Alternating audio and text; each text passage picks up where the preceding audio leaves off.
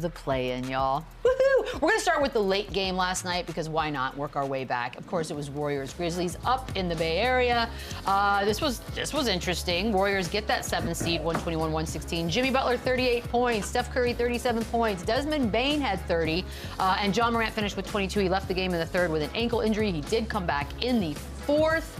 There's a lot of I don't know. I guess we can call it controversy, but we'll start with just the game itself.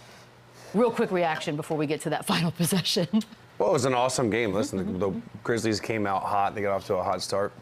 The Warriors fought them off, and it was kind of a game of runs, and they kind of blew a late lead there to make it really interesting. John Morant goes down. He comes back, with the gritty performance, but this is exactly why they brought Jimmy Butler here, to do the things he did last night. I'm sure we'll get into that, but this is a great win. This is an important win because now they get a more favorable matchup with Houston rather than OKC. But everyone's talking about this moment, Lou, the final moments of this game, and what does it mean, and why did it happen, and how come nobody could get the ball in bounds? What happened? It was wide open in the corner, and Desmond Bane. Yeah, but see, we're talking about this last possession. We got to go back. They had three or four different times in this game in the third and the fourth quarter where they couldn't get the ball in routinely. Like just Gary Payton being disruptive, taking passes away. Like that's what Moses Moody and Gary Payton II were doing this whole entire game, just being disruptive and making things difficult on them. So you shine a bright light on it at the end of the game when you can't get the ball in. But they had 3 or 4 different times before this that they had an issue with this, and so, but that comes with coaching, that comes with somebody that's not being there.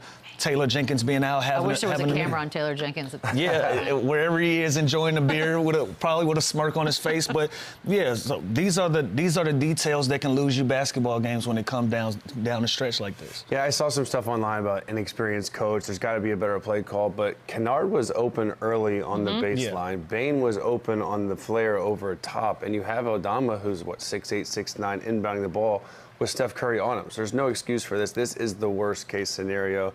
The way they were shooting the ball last night, right here. Just hit Kennard and come get it back in. Bane over the top is wide open. Though, Chandler. So I'm saying early, at least just get the ball in. And John Morant can't wait 3-4 seconds into once he hands the ball to break open. Yeah. This is on the players right now. You have to shake free. You got to get open. Like John Morant's got to go right now to the left to get the ball. It just feels like it's frozen. Everybody's frozen a little bit. Yeah, to me, you can't put this on the coach. Could there have maybe been a better catch and shoot play to get one off to even avoid the foul? But yeah, this is. I mean, you can't do this. Well, you're stagnated. You got 5 seconds. You can go in the back. You can go in the back court. Line John Morant up at the other free throw line where he has space. Put somebody at half court. Now you have spacing for him to break free, go get the basketball. Now he's going downhill with the ball. Other than that, you had them guys just stagnated, standing around, hoping that he got open.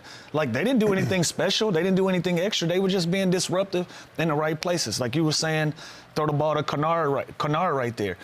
That kid right there throwing that ball out, he's not going to throw that underneath the basket for the game. You know what I mean? And so you got to do something. Do anything besides what they did. Anything besides what you did. We can agree there. I think they were thinking get a catch and shoot to try and tie the game, obviously. If you throw it to Kennard, they're probably just fouling and put him on the free throw line. Game's pretty much over anyway. They were going to foul anyway. So bring them down. Anticlimactic, though, I think. And ending like that, you're just like, that's. And again, Desmond Bane was shooting the ball great from 3 last night. If you got to draw up something to get a quick hit or a catch and shoot just to get a look at the rim, like the most important game of this season, you have a chance to kind of steal one. They were getting destroyed. You got to get a shot off. That's what it felt like. It's just like, oh, God, what a deflated ending moment there. Golden State, though, they do finally get the big, elusive play-in win that they've been looking for. So now they're 1-3 in the play-in.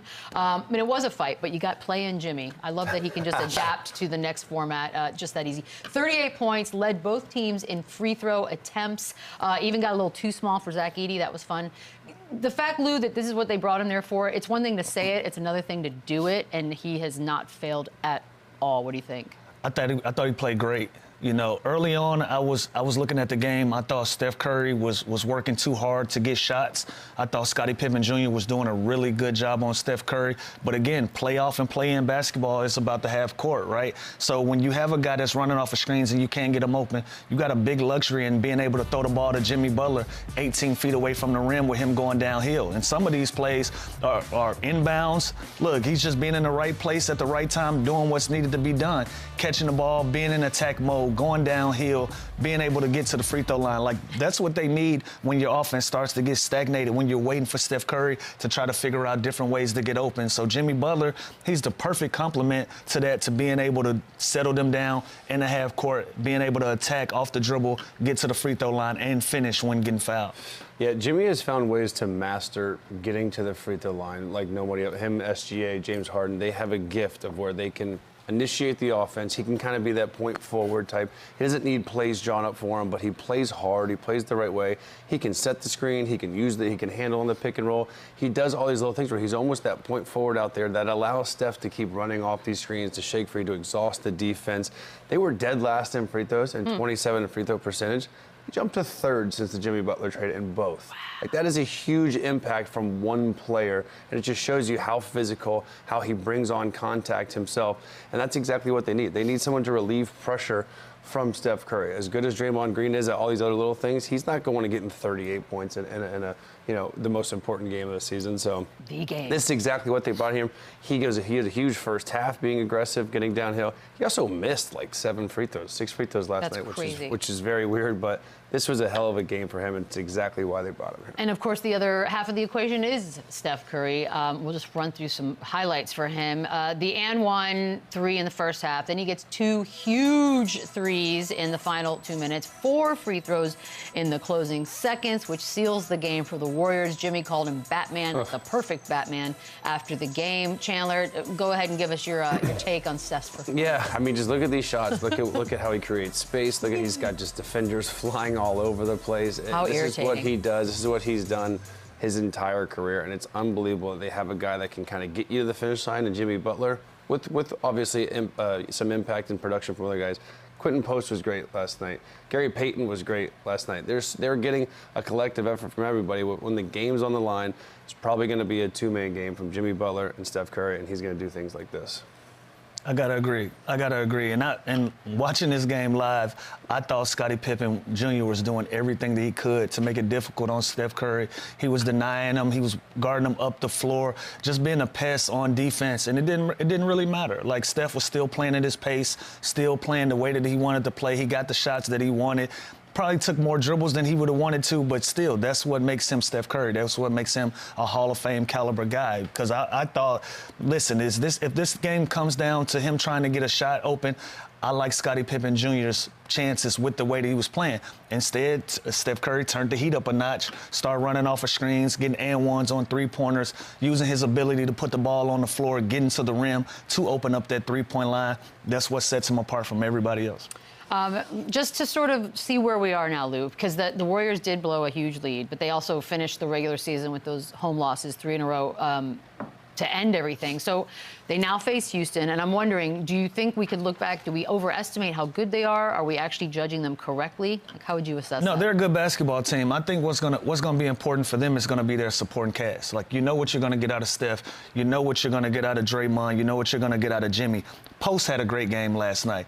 Moody was disruptive. He was great on offense last night. Gary Payton II, he was disruptive on offense. He made timely shots. Pozinski made timely shots. Like, these are guys that you need to step up, give you second opportunities at the rim, be on the offensive glass like GP II. Like, all of these guys played their positions great. It looked like you saw 2 teams. One team knew what was at stake, and the other team was looking like they were just fighting back. They weren't trying to be the aggressor in this, and that's what Golden State was. And so they've always been a good basketball. They've been a good basketball team since the All-Star break, since adding Jimmy. But I thought last night, opposed to them having big nights on the offensive end, it was the other guys that won them this basketball game. The group chat last night, Chandler, you asked, where is Jonathan Kuminga? And I think it's a fair question. Second straight DNP coach's decision. I'm wondering, it's kind of funny, I feel like we've done this before with Jonathan Kuminga. I don't know what it means, but is it smart to be sitting him, or should you be getting him out there so he's ready when it's time? How do you deal with this? I think you can look at this a couple of different ways. I think he's kind of had an up and down situation with Steve Kerr with this franchise where I don't know what to think. I feel like he's a building block for this team. He is the future piece post Steph Curry and Draymond Green and Jimmy Butler. Now, he does do a lot of similar things for Draymond and Jimmy Butler, so I understand the spacing issue could be a thing, but You mean to tell me you can't find 10, 12 minutes for this guy that's about to be a restricted free agent that's going to be a hot commodity in the market this summer? And it's just crazy to me. And the two most important games of their season, last game of the season against the Clippers and this game against the Grizzlies, you get a coach's decision, DNP, for Jonathan Kuminga, who's going to be the biggest free agent that you have this summer. I don't see how you got guys like Santos and them playing some minutes, but you can't find minutes for this guy. It boggles my mind a little bit. But again, I think he's going to demand a lot of money this summer. I don't think this is a devalue situation where they're just trying to, because when I think there was 6 games he played over 30 minutes this year. Yeah. He averaged 27 points a game. Like, the dude is a stud. What's logically the reason he wouldn't play if that's somebody? Well, I just think that's not his role on this current team. So I think. Is it a personality clash? Just let him walk. Like, I feel like at this point, like we did this like 2 seasons ago. Like, I feel like this is. But clearly, in the most important part of the season, 2 big games, you're not playing him. Like, let the dude walk. They won the games. I mean, that is the fine. Well, yeah, no, but sure. Well, they didn't beat the Clippers. Someone's going to offer him $25 million a year, and the Warriors shouldn't match if he's not playing in the 2 most important games of the season. And if you're Kuminga, I feel like you feel like probably want to go. I don't feel like I'm not wanted here. No, exactly. It's and there's a weird no space message. for me. They bring on Jimmy. They re-sign him for a little extension. Fair. He kind of does the same thing I do. Maybe they play him against Houston. Yeah, I have no idea. But like you said, Chandler, like it could be matchups as well, and it can be how the team is going. Like, you got a guy like Post. He's out there just to play hard, screen, make open threes when the ball is kicked to him. You don't have to put the ball in his hands for him to create or do all these other things. Same thing for Looney. Looney don't have to go out. He doesn't have to have the ball in his hands. He got to eat off the glass. Whatever he's going to score, he's going to have to get it off. He's going to have to get it off an offensive rebound. They're not going to throw the ball to him. When you have Kuminga on the court, you kind of got to play through him at some points of the game because he's dangerous in that way. So that may mess up the chemistry and what you're trying to build. So I see it both ways. Somebody as talented as him, you got to find minutes for him to play. But if you're having success without him and it's just a clash, then you got to look at other directions. That is true. If you don't play him against Clippers and you lose, but then you don't play him yesterday, it does feel like a weird, like you don't want to play him. It's like a guy with his talent, with his kind of future. Again, he was a piece that they wanted to keep, that they made a point to keep, even with acquiring Jimmy Butler. Now you're not playing him, just doesn't add up to me. The bigs for Memphis had a bit of a tough evening. Combined 10 for 26 from the field. Lou, I'll start with you on Jaren Jackson Jr.'s night. A little underwhelming. Yeah, I thought he had. I thought he had a bad night. Way. Underwhelming. Thought he had a bad night. You know, he tried to do everything he could do. Like, I thought he was settling a lot, shooting a lot of transition 3-pointers. And, you know, when you're the star big on this team, you want him to be locked in. You want him to put more pressure and be aggressive towards the rim. Like, I like this play right here against Pozinski when he's making the effort to put his back to the basket, but he's not aware of the second side defense. He's not aware of guys coming around, coming down in transition, shooting quick 3-pointers, not being aware on defense. Like, it just wasn't his sharpest night, and they took advantage of it every angle that they could. In his defense, every time he'd get the ball on a switch, they would double team him. They would kind of throw bodies at him. They would get the ball out of his hands, and then he was just a little sloppy with the ball. But when John Morant did go out with the ankle injury, I thought they would make it a point to get him the ball, but then Bane got hot. Aldama got hot for a little bit there. Conchar just kind of moving off the ball, and I feel like Jackson just kind of took his foot off the gas and could have been a lot more aggressive. But the Warriors were a matchup nightmare for the Grizzlies in that small ball lineup. And I'm surprised that the coach kept Edey in that long and didn't kind of match and counter that with the small ball lineup, because the Warriors put you in so many tough situations with that lineup with Draymond at the 5, where Edey kind of just felt like he was out of place a lot of times. 15 attempts, 9 of them are 3-pointers. Right. And this is your big, right? So you're telling me that you're relying on shot making. You're not forcing the action. You're not getting downhill. You're not being aggressive. You're not telling them to throw me the ball on the post. Or you can even go Jokic style. Catch the ball at the free throw line where you can be 1 or 2 dribbles away from getting to the rim, using your size as an advantage. Doug Rivers always had a saying, at the 3-point line, everybody is the same size. So I don't care that you're 6'10", shooting 3-pointers. I can guard you out here. And if you're gonna make it easy on me, then by all means, I can go out, use my matchups and use my advantages, which is our speed and our size when we go to a small small ball lineup. So that's what Golden State did. Small ball. And the minute that you turn your back, we're sending guys for you because you're not used to handling the basketball in traffic, and they were able to take advantage of that. 15 shots, 9 of them threes, but 6 rebounds, and they're going small ball, and he can't just can't rebound it running 3-3. You can't rebound it. He's got to impose his will. When the team does counter like that and go small, JAREN Jackson has the skill and the versatility to stay on the floor as that small ball 5, but he's got to be blocking shots. He's got to be rebounding the ball. He can't be settling for threes like this. And now they're in a little bit of a bind. Now their point guard, their best player, is banged up. I don't know how he's going to feel, whoever they face next, whether it's the Kings or the Mavs. And this could be a real danger zone for Memphis. And then the offseason begins, and we start to speculate. Warriors do get Houston, of course, in the first round, Chandler. Golden State favored to win the Golden series. State is favored. The team from the play-in and the 7th seed is favored against the 2 seed. How disrespectful. I'm not rolling. At all? Are either one of you? Yeah, I'm rolling. I think the Warriors win the series. I think the Warriors win the series. It's just it's just I don't know how we got. Obviously, it's just this whole landscape of the season, and it's Steph Curry and it's Jimmy Butler, and I think on paper this team's better. And I think the Rockets are kind of like that Cavs team in the East where we're sleeping on them a little bit. They're young, they're youthful. They had kind of up and down, and they had some real tough spots during the season, but the Rockets are good, and Udoka has them playing so hard, and they defend, and Draymond Green's going to have his hands full with Sengun. That is a legit Jokic-type big with game, and the small ball lineup, again, is going to present him some challenges, too, where they're going to have to bottom. They're going to put Jabari Smith at the 5. Dylan Brooks, it's going to be a fun match with Dylan Brooks and Draymond Green, so there's going to be a lot of interesting storylines here, but I mean, yeah, I guess I get it because I probably would pick the Warriors to win the series, but it's just crazy to me. It's crazy to me that they're favored in. Right. There's a 7th seed. You get the seed that you play for, right? And we got to start putting some respect on Houston.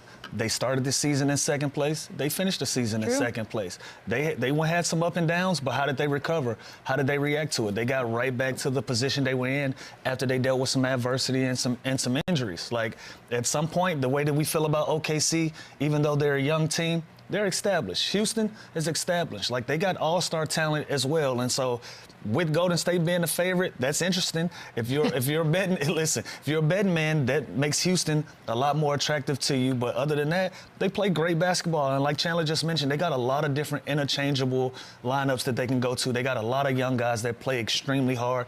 That's going to make it difficult for Golden State to just walk all over them in this playoff matchup. Also use that if you're the Rockets. Like, yes, everyone's counting you out. So this is perfect. We had a game before this game.